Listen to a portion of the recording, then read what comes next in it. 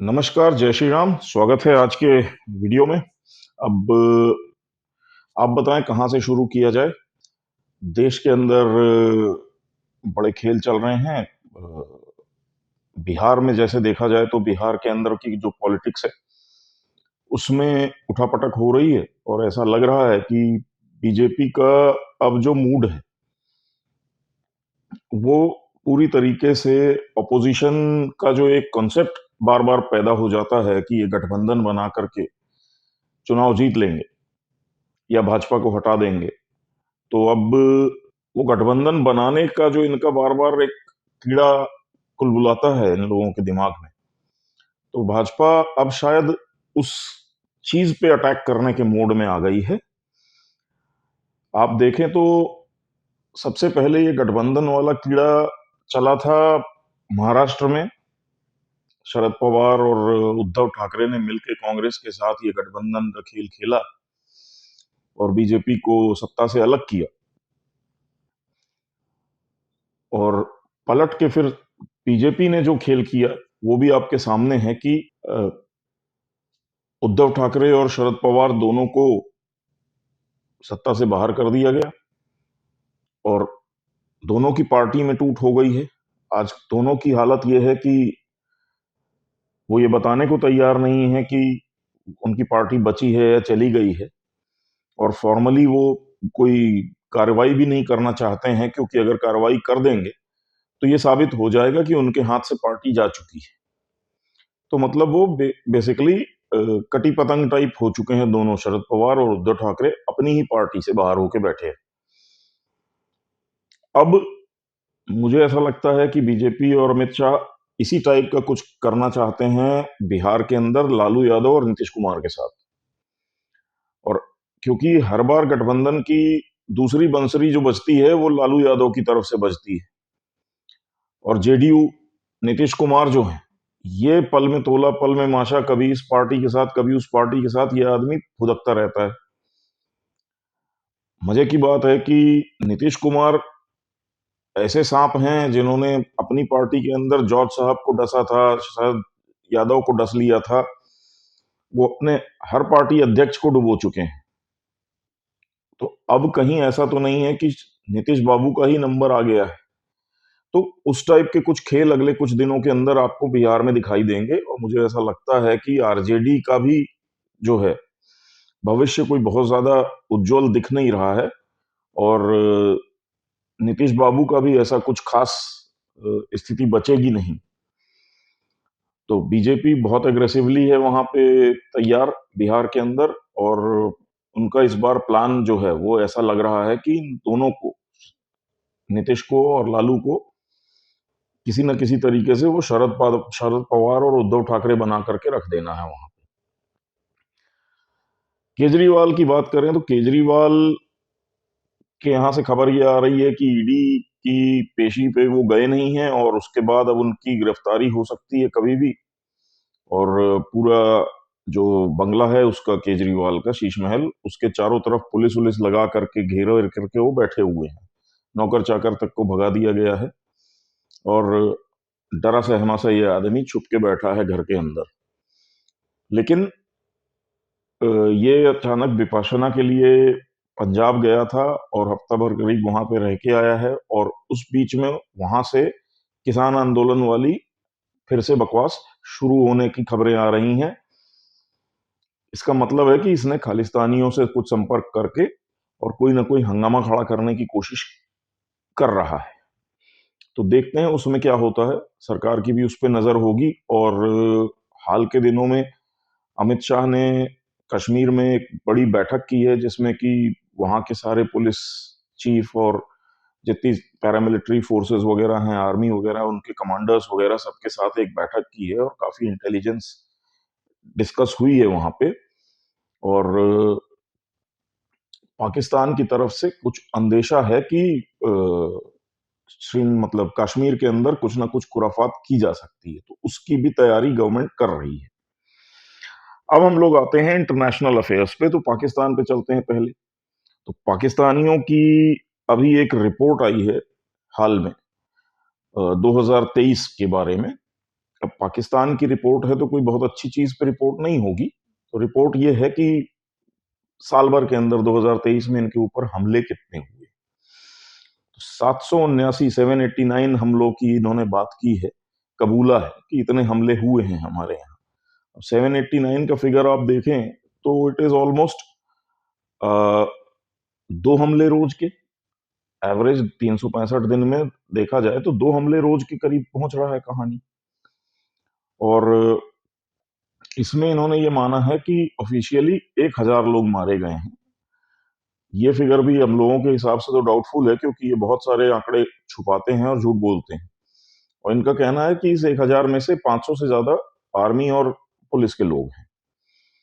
तो और 60% से ज्यादा ग्रोथ हुई है टेररिस्ट अटैक और इनके जो लॉसेस हैं, कैजुअलिटीज हैं, उसमें पिछले साल की तुलना में। तो पाकिस्तान बुरी तरीके से इस समय आतंकवाद की मार झेल रहा है।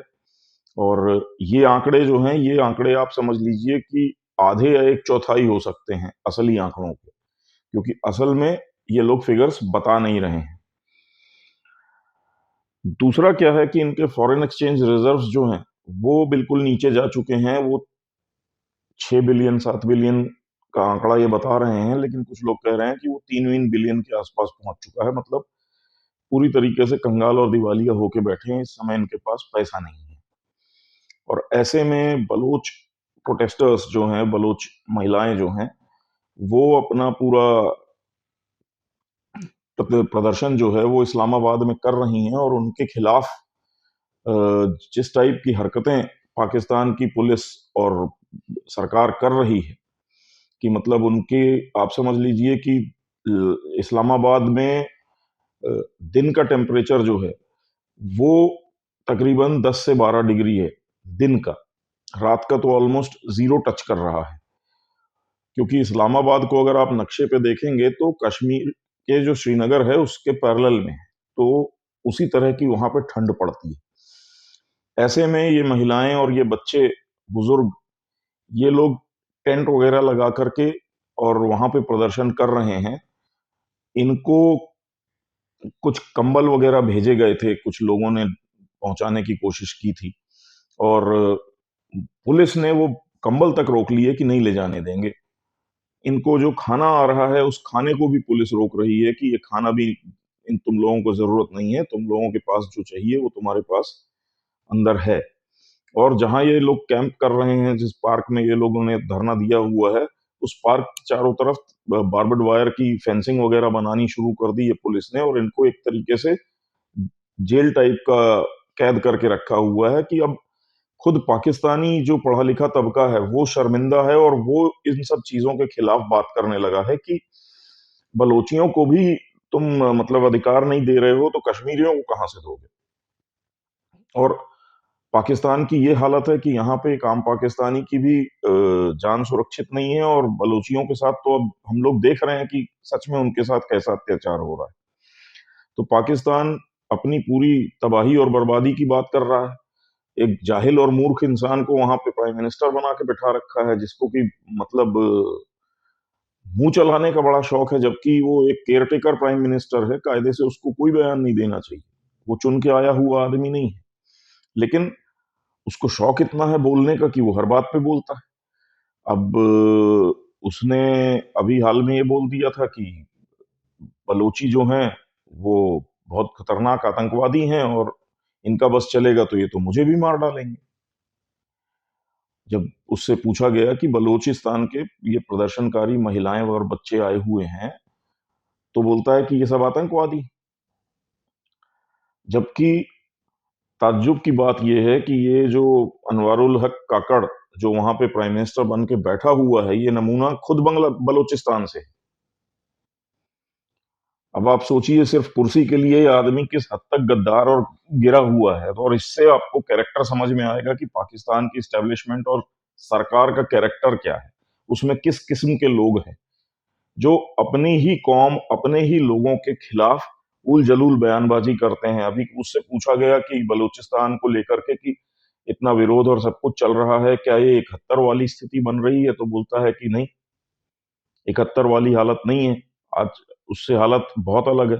अरे मूर्ख इंसान, उससे बुरी हालत में पाकिस्तान है। 71 में तो तुमको अमेरिका का पूरा सपोर्ट था, समर्थन था। अमेरिका ने तुमको पैटर्न टैंक से लेकर के लेटेस्ट एयरक्राफ्ट और हथियार दिए हुए थे, पैसा था तुम्हारे पास, अंधाधुंध सब कुछ था। आज तो तुम भूखे नंगे हो, पैसा है नहीं, तुम्हारी गाड़ियों में तेल नहीं है। तुम्हारे एयरफोर्स का चीफ जो है, उसका अभी बयान आया है कि हमारे एयरफोर्स के ज्यादातर प्लेन ग्राउंडेड हैं, उड़ने लायक नहीं। हथियार तुमने यूक्रेन और इसराइल को बेच दिए हैं, गोला बारूद। तुम्हारी हालत तो 71 से कई गुना बदतर है। इस समय तो कोई थप्पड़ मार के आपसे बलूचिस्तान छीन लेगा, लड़ाई लड़ने की तो जरूरत ही नहीं। तो ये मूर्ख आदमी वहां पे बोल रहा है कि नहीं, आज ये 71 नहीं है, 71 में हालत अलग थी। आज हालत 71 से कई गुना बदतर है पाकिस्तान की। भूखे मर रहे हो आप, पैसा है नहीं, तेल है नहीं, गाड़ियां चल नहीं रही हैं, स्पेयर पार्ट्स नहीं है, एम्यूनिशन नहीं है आर्मी के पास। एम्यूनिशन का जो स्टॉक था, आसिम मुनीर सब बेच खाया है। उससे पहले बाजवा बेच रहा था, क्योंकि उसमें डॉलर मिल रहे थे, वो इनके खातों में जा रहे थे। तो ये हालत है। और अभी बची खुची जो आर्मी है, वो इस उम्मीद पे बैठी है कि कहीं अगर पाकिस्तान, ये अमेरिका ईरान के साथ कोई युद्ध शुरू करेगा, तो वो इनकी भाड़े की फौज को ले जाएगा और झोंक देगा उस युद्ध में, और फिर इनको लाखों डॉलर इनके कमांडरों को और जनरलों को मिलेंगे। ये आज उस उम्मीद पे जिंदा है। तो ये हालत है पाकिस्तान की। अब भारत के लिए कुछ अच्छी खबरें हैं इसमें भी। तो पहले हम बता दें आपको कि रेड सी और मेडिटेरेनियन में हालत खराब है। ईरान लगातार, जो हूती विद्रोही हैं ईरान समर्थित, वो जहाजों पे हमले कर रहे हैं। यूरोपियन और जो वेस्टर्न कंट्रीज हैं, उनके शिप्स पे लगातार अटैक्स हो रहे हैं। और मोस्टली जो वेस्टर्न कंट्रीज की जो बड़ी बड़ी शिपिंग कंपनीज हैं, उन लोगों ने ये वाला जो रूट है, रेड सी मेडिटेरेनियन, इसको बाईपास करके और वो साउथ अफ्रीका से केप ऑफ गुड होप से जो रास्ता है, उसको ले लिया है। और वो उससे उसके थ्रू आ रहे हैं। अब उसका रिजल्ट ये है कि ऑलमोस्ट 2 वीक्स टाइम ज्यादा लगता है, 10 से 15 दिन टाइम ज्यादा लगता है, क्योंकि वो लंबा है, 3-4 हजार किलोमीटर लंबा पड़ता है। और इसके कारण क्या होता है कि एक तो डिले होता है माल को पहुंचने में, इन्वेंट्री कॉस्ट बढ़ती हैं, और दूसरा भाड़ा बढ़ जाता है। तो 30 से 40% भाड़ा बढ़ गया है, पहली चीज। दूसरी चीज, यहां पे इस समय एक युद्ध की स्थिति पैदा हो चुकी है। यहां ये हालत है कि ईरान और अमेरिका के बीच में खिंची हुई है बिल्कुल तलवारें। अमेरिका ने जहां एक तरफ 10 देशों का अलायंस बनाने की कोशिश की थी, और बहुत सारे देशों के जो मिलिट्री शिप्स हैं, नेवल शिप्स हैं, वो इस एरिया में हैं। और स्ट्रेटजी कुछ इस तरीके की अमेरिका बना रहा है कि जो बाकी के देश हैं, वो ये हूती विद्रोहियों को कंट्रोल करने के लिए अपनी नेवीज का यूज करेंगे, और अमेरिका की जो नेवी है, वो ईरान के साथ अपने को एंगेज करेगी और डायरेक्ट लड़ाई लड़ेगी। लेकिन प्रॉब्लम ये हो रही है कि अमेरिका ये लड़ाई शुरू करना नहीं चाहता, क्योंकि अब उसकी एक इमेज खराब हो चुकी है अलग अलग देशों पे जा जाके हमला करने की। तो वो शांत खड़ा हुआ है कि हम नहीं करेंगे, ईरान की तरफ से ही कुछ होने दो पहले। और इसलिए वो ईरान को उकसाता रहता है अमेरिका। भारत के साथ भी कुछ इसी तरीके की घटना हुई थी, जब भारत आ रहे शिप एमवी कैंप प्लूटो के ऊपर एक अटैक हुआ था, और अमेरिका की तरफ से तुरंत उंगली उठाई गई कि ये ईरान ने किया है। जब उसके बाद ईरान ने कहा कि हमारी तरफ से कुछ नहीं हुआ है, हूतियों ने कहा कि हमारा एक एयरक्राफ्ट उस एरिया में उड़ रहा था, और उसके ऊपर American anti aircraft missiles fire की गई थी, और शायद उसमें से कोई मिसाइल मिस होकर के उस प्लेन को उस शिप को हिट की है।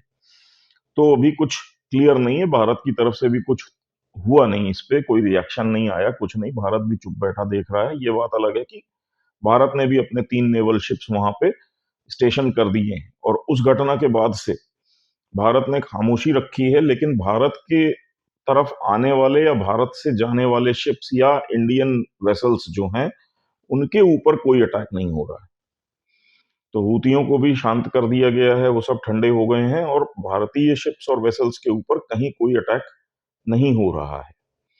और भारत अपने मर्चेंट लाइन को जो है वो पूरा मॉनिटर कर रहा है और उसका प्रोटेक्शन कर रहा है। तो भारत की पोजीशन क्लियर है, इसमें कोई दिक्कत नहीं। हमारे शिप्स आ रहे हैं, जा रहे हैं उस रूट से। बाकी वेस्टर्न कंट्रीज के शिप्स बंद हैं, वो सब घूम करके आ रहे हैं अफ्रीका से, साउथ अफ्रीका से। तो ये सिचुएशन है। अब इसमें होता क्या है कि अमेरिका क्योंकि चाहता है कि ईरान सामने से हमला कर दे और फिर अमेरिका रिस्पॉन्ड करे। अमेरिका का पूरा वॉर प्लान तैयार बैठा हुआ है कि हमें करना क्या है, ईरान के कहाँ कहाँ कौन कौन से स्ट्रेटेजिक एसेट्स हैं जिसको हमें हिट करना है पहले 24 घंटे के अंदर। वो इतनी तैयारी करके बैठे हुए हैं, अमेरिका भी, इसराइल भी। इसराइल को बोला गया है कि आप हमास को तो ऑलमोस्ट निपटा ही दिया है, गाजा की कहानी खत्म है, अब आप लेबनान के ऊपर जरा ध्यान रखना और जरूरत पड़े तो लेबनान में हिजबुल्ला को साफ करो। तो इसराइल उधर ध्यान देगा, बाकी की वेस्टर्न कंट्रीज जो हैं वो हूतियों को कंट्रोल करेंगी और अमेरिका जो है वो वेट कर रहा है कि ईरान की तरफ से कोई गलती हो और वो ईरान के ऊपर अटैक करे। तो ये एक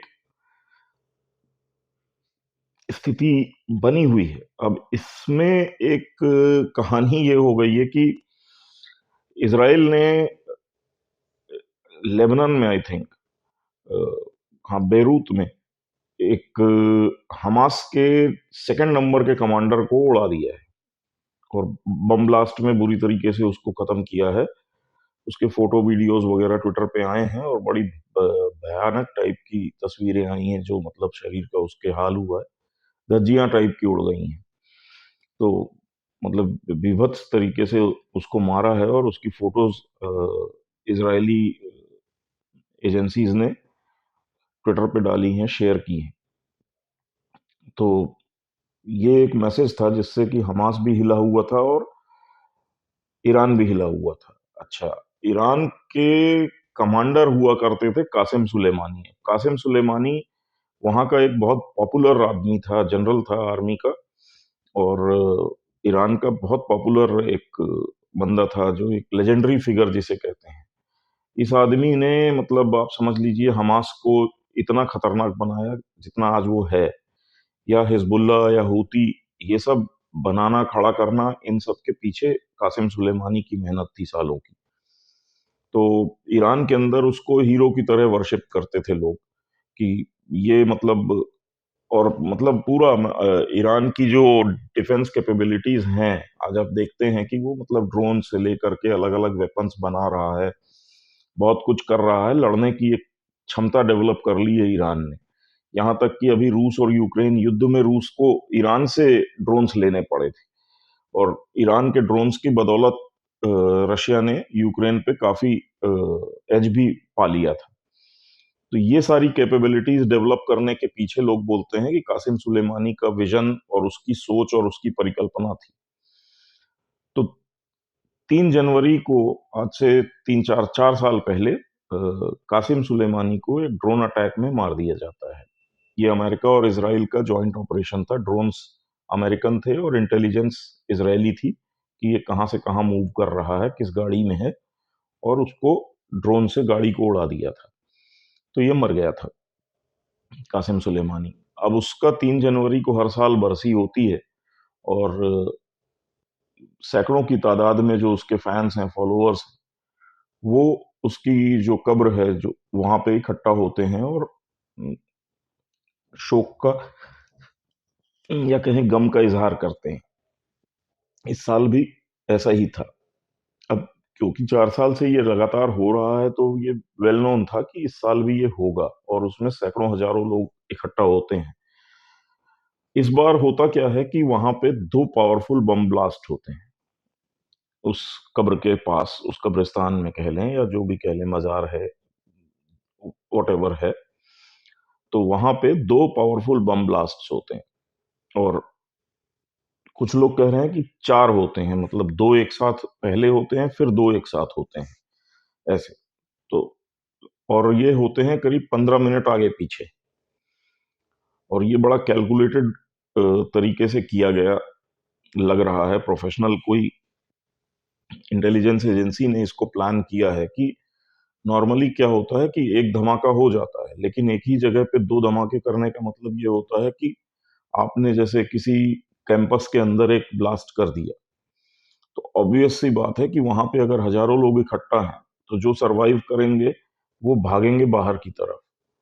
और दूसरा ब्लास्ट आपने कुछ देर के बाद जब बाहर गेट या एग्जिट या जो भी एंट्री एग्जिट पॉइंट है, वहां पे जब भीड़ इकट्ठा होती है, तो दूसरा ब्लास्ट वहां पे हो जाता है, तो और लोग मारे जाते हैं। तो ये इस टाइप की जो टैक्टिक्स होती है, ये नॉर्मली इंटेलिजेंस एजेंसीज या इस टाइप के प्रोफेशनल जो लोग होते हैं, प्लानर्स, उनके द्वारा प्लान किया जाता है। और ये वैसा किया हुआ ब्लास्ट दिखाई दे रहा है कि 15 मिनट के दरमियान में 2 ब्लास्ट होते हैं, और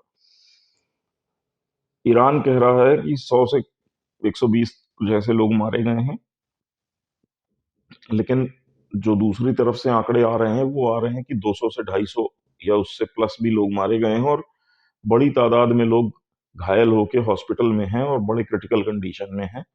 तो आंकड़ा काफी बड़ा हो सकता है। तो ईरान के लिए ये एक और उकसाने वाली चीज है कि अब बताओ क्या करोगे। अभी तक किसी ने इन ब्लास्ट की जिम्मेदारी ली नहीं है, और ईरान ने भी अभी तक किसी की तरफ उंगली उठाई नहीं है कि किसने किया है, क्या किया है। इसमें ये तो समझ में आ रहा है कि चांसेस हैं कि इसको करने वाला जो भी है वो ये अमेरिका या इजरायली एजेंसीज का हाथ हो सकता है इसमें। और इसराइल अक्सर इस टाइप के कारनामे ईरान में करता है, लेकिन इसमें पाकिस्तान की जो इन्वॉल्वमेंट है उसे भी मना नहीं किया जा सकता है, क्योंकि पाकिस्तान को इस समय है पैसे की जरूरत।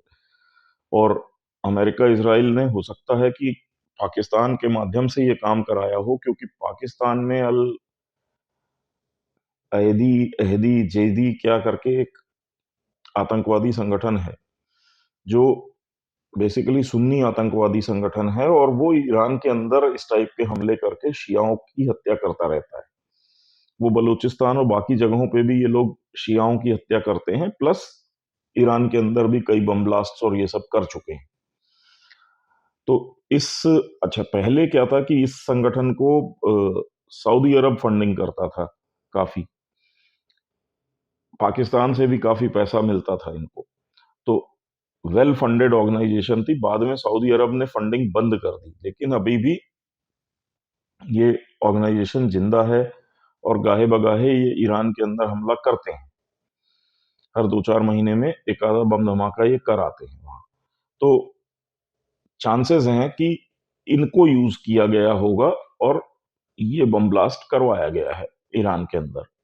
इसका टारगेट ये है कि ईरान रिएक्ट करे, और रिएक्ट करके वो अमेरिका या इसराइल किसी जगह पे कोई अटैक करे, या सऊदी अरब की तरफ कुछ अटैक कर दे, या अमेरिकन बेसिस पे अटैक कर दे, अमेरिकन शिप्स पे अटैक कर दे, कुछ रिस्पॉन्ड कर दे।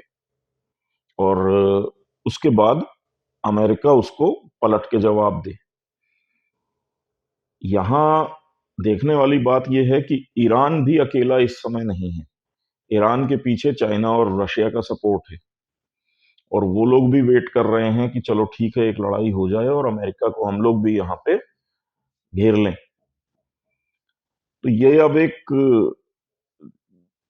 वर्ल्ड वॉर वाला एक सिनारियो बनता जा रहा है धीरे धीरे, कि जिसके अंदर अभी एज ऑफ नाउ देखा जाए तो यूएस, नेटो, इसराइल, ये कुछ एक देश एक साइड में लामबंद हो रहे हैं।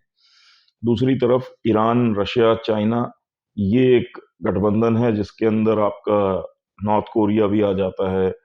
पाकिस्तान का भरोसा नहीं, उसको जो पैसा देगा ये उधर खड़ा हो जाएगा। भारत की बात करें तो भारत और भारत के साथ बहुत सारा एक ज्यादातर दुनिया के देश जो हैं वो एक न्यूट्रल वाली पोजीशन लेके खड़े हुए हैं कि हमको ना इस गुट में मिलिटरली इन्वॉल्व होना है, ना उस गुट में होना है।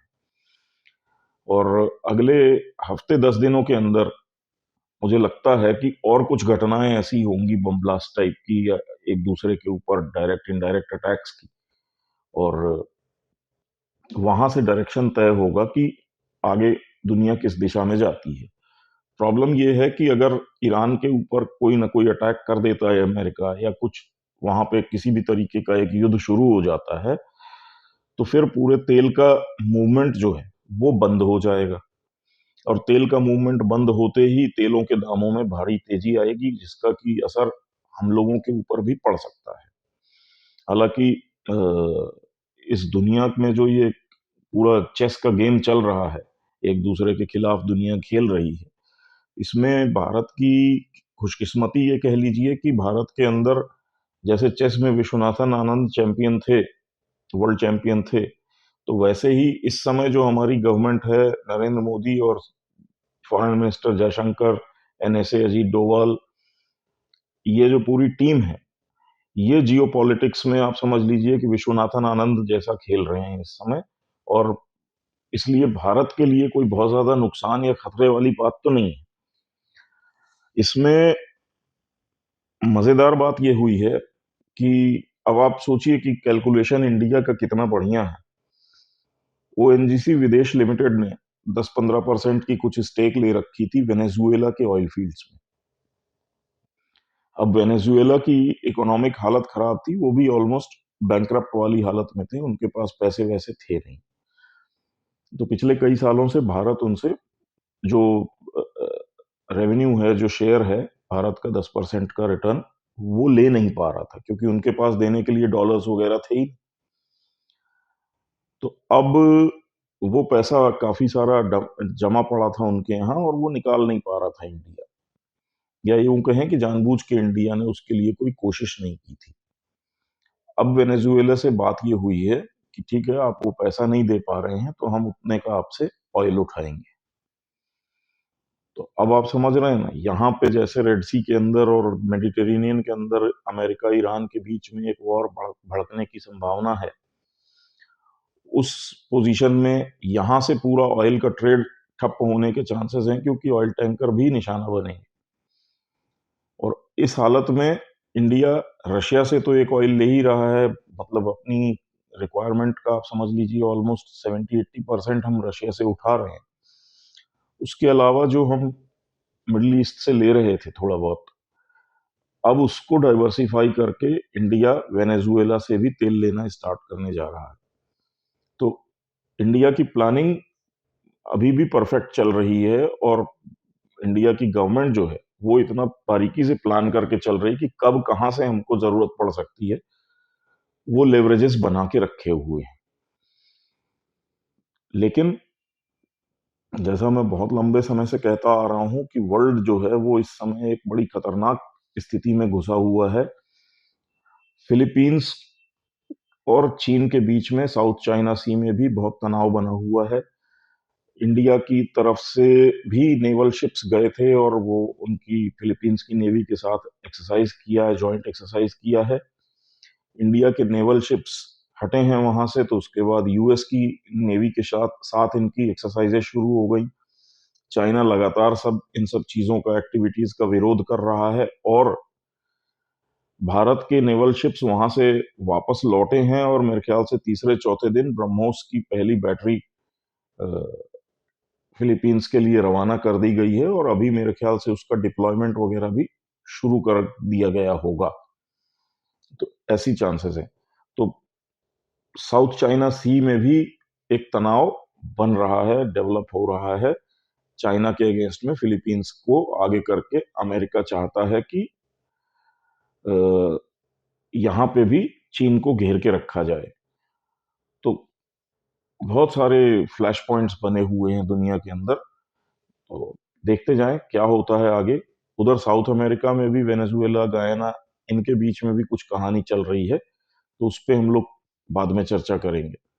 लेकिन ये है कि हाँ, दुनिया के सारी जगहों पे टेंशन की स्थिति बनी हुई है, और हम लोग इंडियंस इस समय काफी कंफर्टेबल पोजीशन में है, क्योंकि दुनिया के ज्यादातर देशों की इकोनॉमी भी चरमराई हुई है, बुरी हालत में है।